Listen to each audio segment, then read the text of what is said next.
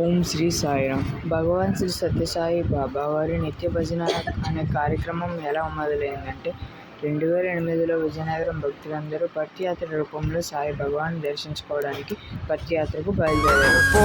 పోదాం పత్యాత్రకు, మన సాయి దేవుని సన్నిధి తీర్థయాత్రకు. పోదాం పత్యాత్రకు, మన సాయి దేవుని సన్నిధి తీర్థయాత్రకు.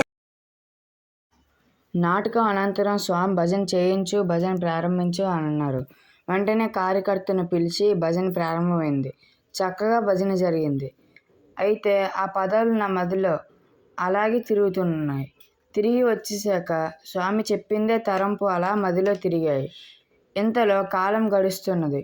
కరోనా వచ్చింది. ఎవరింట్లో వారు ఉండడం జరిగింది. నాకు అప్పుడు ఒక తరంపు వచ్చింది.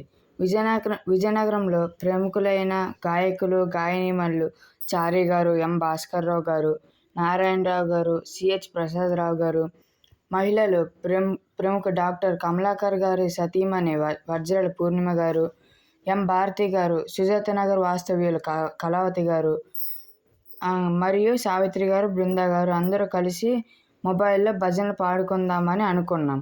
అది నా ఫోన్ అవ్వడం వల్ల దాన్ని గ్రూపుగా తయారు చేశాము. ప్రముఖుల కోరిక మేరకు సాయిరామ్ నిత్య భజన అనే పేరుతో గ్రూపు తయారు చేశాం. ఇందులో పై దేశాల వాళ్ళు, రాష్ట్రాల వాళ్ళు, జిల్లా వాళ్ళు కూడా ఇంకా మేము కూడా నిత్య భజన గ్రూప్లో మాకు వచ్చిన విధంగా పాటలు పాడి పెడుతున్నాము.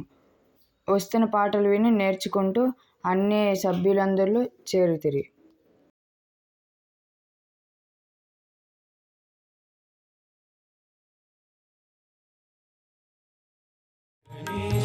जय गणेश देवा, जय गणेश जय गणेश जय गणेश देवा.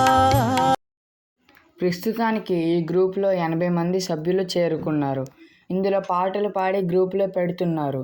అయితే అక్కడితో ఆగకుండా ప్రతిరోజు ఉదయం ఓంకార సుప్రభాతం, రాత్రి హారతితో ముగించుకుందామని సభ్యులందరూ అనుకొని అవి కూడా చేర్చారు. ఈ రకంగా స్వామి అనుగ్రహ ఆశీస్సులతో ఇన్ని రోజులు ఈ కార్యక్రమం కొనసాగుతుంది. ఎన్ని ప్రచారం మాధ్యమాలు వచ్చినా జరుగుతుంది. ప్రస్తుతానికి భక్తులందరూ 2550 పాటలు తమ గళార్చన ద్వారా స్వామికి వినిపించారు. సాయిరామ్.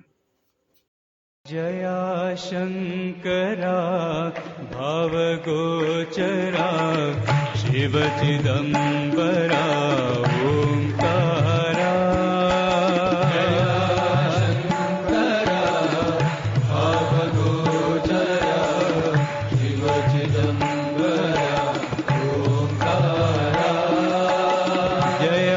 शंकरा भावगोचरा शिव चिदंबरा